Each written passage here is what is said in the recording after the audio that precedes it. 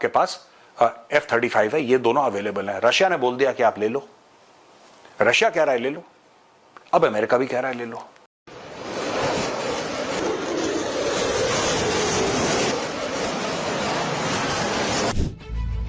दुनिया के दो सबसे घातक जंगी विमान भारत के आसमान में हुंकार भर रहे हैं, अटखेलियां लगा रहे हैं। चल रहे एयर इंडिया शो में पहली बार दुनिया के दो सबसे शक्तिशाली फाइटर जेट एक साथ एक दूसरे के आमने सामने खड़े हैं।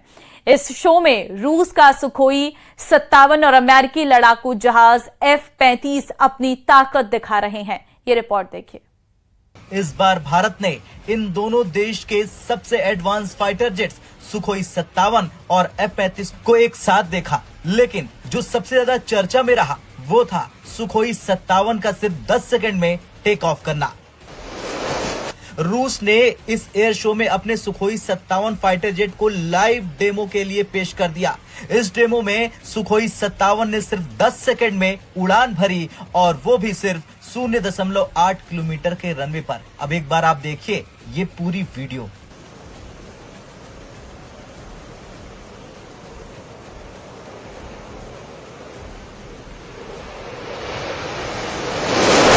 बता दें ये कोई साधारण घटना नहीं थी, क्योंकि आमतौर पर 5th जनरेशन फाइटर जेट्स को टेक ऑफ के लिए कम से कम 1.5 से 2 किलोमीटर के रनवे की जरूरत होती है, लेकिन सुखोई 57 ने इस धारणा को तोड़ दिया और दिखा दिया कि ये छोटे एयरबेस से भी ऑपरेट कर सकता है। नमस्कार दोस्तों, जैसे ही डोनाल्ड ट्रंप ने ऑफर किया है F-35 भारत को, वैसे ही पूरी दुनिया में ये बहस चल गई है कि भारत को कौन सा फाइटर जेट लेना चाहिए। पूरी दुनिया ये देख रही कि इंडियन एयरफोर्स कौन से फाइटर जेट को चूज करेगी। एक तरफ F-35 है, दूसरी तरफ Su-57 है, और साथ में हम लोग राफेल तो ले ही रहे हैं। फ्रांस को और ज्यादा राफेल का ऑर्डर भी दिया गया है। अब इससे भारतीय वायुसेना की शक्ति बढ़ेगी, लेकिन साथ ही साथ ये भी हमें देखना होगा कि इन सभी जो विमान है इनकी इकोसिस्टम बिल्कुल अलग है। इसके साथ ही साथ भारत अपना भी 5th generation fighter jet develop कर रहा है। इसमें समस्याएं आई हैं। सबसे पहले तो प्रॉब्लम यही थी कि इंजन ही नहीं मिला था, जिसकी वजह से तेजस का जो प्रोजेक्ट था वो बहुत पीछे चला गया। अब इस सब पे पाकिस्तानियों की नजर भी है। पाकिस्तानी मीडिया में इस चीज को लेकर काफी डिस्कशन हो रहा है, काफी चर्चाएं हो रही है। पाकिस्तान देख रहा है कि भाई भारत बहुत तेजी के साथ अपनी वायुसेना की शक्ति बढ़ा रहा है, लेकिन पाकिस्तान के पास पैसा ही नहीं है कि वो कुछ कर पाए। ये लोग पूरी तरह से डिपेंड हैं देशों से मिलने वाली एड के ऊपर, और इन्हें कोई कुछ देने होते हैं। आप इस सब के बारे में क्या सोचते हैं कमेंट बॉक्स में जरूर लिखिएगा। वीडियो अच्छा लगे तो लाइक करें, शेयर करें, चैनल को सब्सक्राइब करना भूलें, बेल के आइकन प्रेस कीजिए। लेटेस्ट नोटिफिकेशन के लिए आए आगे बढ़ते हैं। ऐसी जगह होंगी जहां पे दोनों जो जहाज हैं वो आ रहे होंगे। It's normally not possible. ये वो आसान काम नहीं है। इतना तो तय है कि दोनों घातक विमानों को एक साथ भारत के आसमान में देखकर दुश्मन देशों में खलबली मच गई होगी। आंकड़ों के आधार पर समझते हैं कि दोनों में से कौन सा ज्यादा घातक है। अमेरिकी फाइटर जेट F-35 की खूबियां। सबसे ज्यादा मजबूत पोजीशन में है कौन और वो में कामयाब हो पाएगा। F-35 की अधिकतम गति 1900 किलोमीटर प्रति घंटा है। इसकी कॉम्बैट रेंज 1239 किलोमीटर है और अधिकतम 50,000 फीट की ऊंचाई तक जा सकता है। 5वीं पीढ़ी का एडवांस तकनीक वाला फाइटर जेट है। ये दुनिया के सबसे ताकतवर लड़ाकू विमानों में से एक है।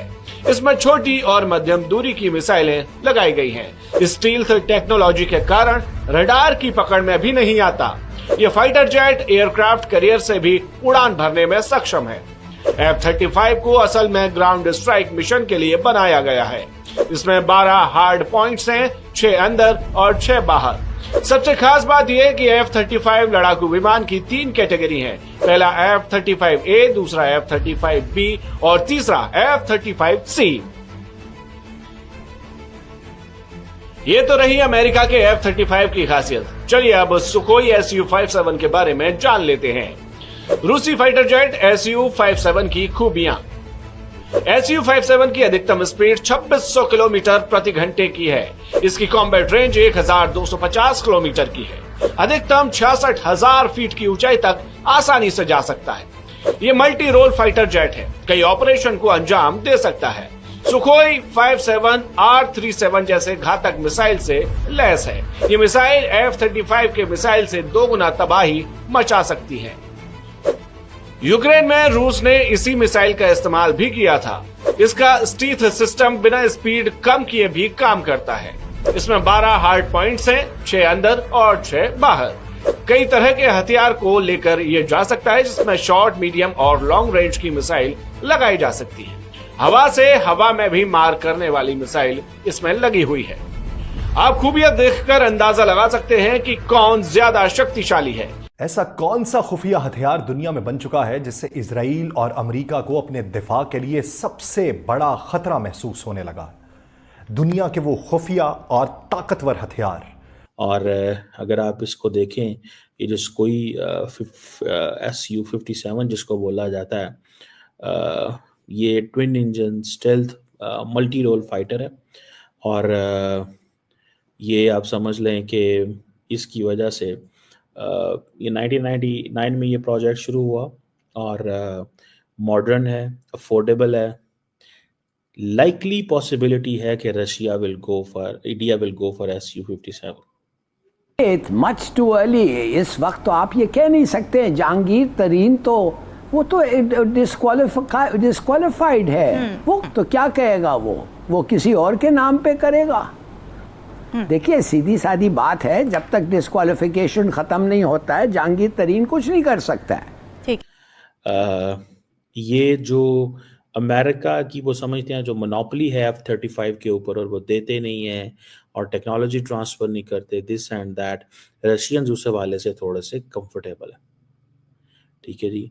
और ये समझें कि रशियन जो मिलिट्री सर्विस है, ये स्टेल्थ टेक्नोलॉजी, इंडिया अपने आप को, जैसे आपको पता है आत्मनिर्भर भारत की बात करता है, तो वो कह रहे हैं जी कि we are going to achieve a milestone in the global defence collaboration, कि जिसमें टेक्नोलॉजिकल एडवांसमेंट हर चीज़ जो है वो मिलने जा रही है। अब इसका जो एरो शो का जो थीम है, that is the runway to a billion opportunities. Means कि वो कह रहे हैं कि इंडिया के अंदर आके आप अपनी अपॉर्चुनिटीज जो है वो लें।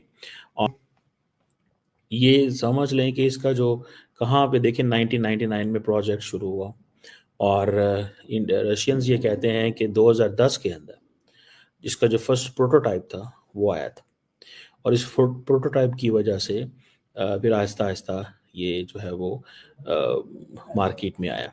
और SU-57 जो है ये सर्विस में तकरीबन 2020 में आया। सो आप इससे अंदाज़ा लगा लें कि रशियन जो हैं वो बड़ी देर से काम कर रहे हैं इसके ऊपर, बहुत देर से काम कर रहे हैं। और रशिया को इस चीज़ का पता है कि इसका डिज़ाइन बनाना, स्टेल्थ कैपेबिलिटी बनाना, ये सारा कुछ करना कोई आसान काम नहीं होता। मैं आपको बताऊं, it's not an easy thing. ये तो आप वो जिसे कहते हैं ना कि सिस्टम का हिस्सा बने तो पता चलता है ना, किसी सिस्टम का हिस्सा बने तो पता चलता है। It's a very difficult thing.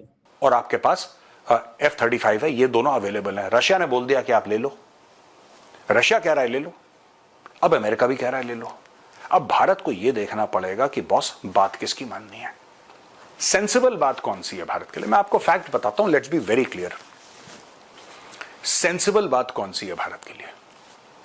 बिल्कुल सेंसिबल बात, लॉजिकल बात, टेक्निकली लॉजिकल बात।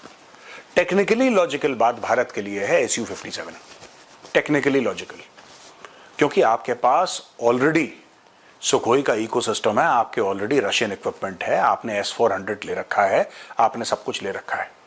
पर मेरा दिल ये कहता है कि फाइनली डील जो होगी वो F-35 की होगी, ये भी आप मान के चलिए। क्योंकि जब ऐसे बड़े हथियारों की बात करते हैं आप, तो सिर्फ टेक्निकलिटीज की बात नहीं होती। More than technicalities, more than the military प्राउस of a platform, what finally matters. और ये मैं अपनी राय नहीं दे रहा हूं, जो सच्चाई है वो बयान कर रहा हूं। मैं आपसे ये बिल्कुल नहीं कह रहा कि ऐसा होना चाहिए, मैं कौन होता हूं बोलने वाला यार कि ऐसा होना चाहिए। बट हां, मैं आपको ये जरूर बोलूंगा कि what really matters is the geopolitical ramifications of your decisions. आप F-35 लेते हैं, ठीक है ना, आप F-35 लेते हैं, जैसे ही आपने F-35 लिया, आपके और अमेरिका के संबंध एक अलग लेवल पर चले गए। F-35 है किसके पास? बहुत कम देशों के पास है, जो अमेरिका के बिल्कुल क्लोज है। क्या F-35 आने के बाद प्रॉब्लम्स आएंगी सॉफ्टवेयर को सिंक करने में, और 10 किस्म की प्रॉब्लम्स आएंगी? हाँ, वो डील करना पड़ेगा आपको। पर एक बार आपने F-35 ले लिया, आपकी एयरफोर्स फिर वेस्टर्नाइज होने के रास्ते चली जाएगी, यानी कि F-15 भी आएंगे। आपके और जहाज भी आएंगे, ये बात सच है। हाँ, ये हो सकता है कि मोदी जी ये बोल रहे हैं कि 3-4 स्क्वाड्रन हम F-35 के ले लेते हैं आपसे, वो फ्लाई अवे कंडीशन में दे दो, लेकिन कंप्लीट ट्रांसफर ऑफ टेक्नोलॉजी आप हमें जी इंजन के साथ आप हमें F-15 ईगल का कर दो, ये भी बात हो सकती है। एवरीबॉडी डिलेड है। अमेरिकन प्रोडक्ट में ये है कि वहाँ पे आप चीज़ ले नहीं सकते, और ये चीज़ है। लेकिन ये चीज़ याद रखिए, ये मैं दोनों जो आपको बता रहा हूँ, इंडियन फौज सोचती है। मुझे लग रहा है कि इंडियन फौज को F-35 लेना मुश्किल है, ये जो मैं आपको चीज़ें बता रहा हूँ। बैलूनिंग कॉस्ट बहुत ज़्यादा है, साइज़ बहुत बड़ा है, डिलीवरी बहुत डिले है, ठीक है जी। तो अमेरिकन जो हैं इस हवाले से वो ऑलरेडी जब ये चीज़ इस्टेब्लिश्ड है कि डिलीवरी डिले है, ये चैलेंज है, ये चैलेंज है, ये चैलेंज है, तो वो समझते हैं कि ठीक है, अगर ये चैलेंज हैं तो फिर हमने मज़ीद क्या करना है।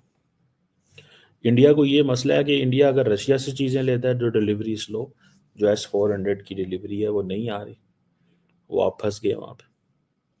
और अभी इधर जाते हैं तो इधर भी आपको उन्होंने लाइन में खड़ा कर देना। तो द बेस्ट थिंग इज़, जो इंडियंस को नज़र आती है वो Su-57 है।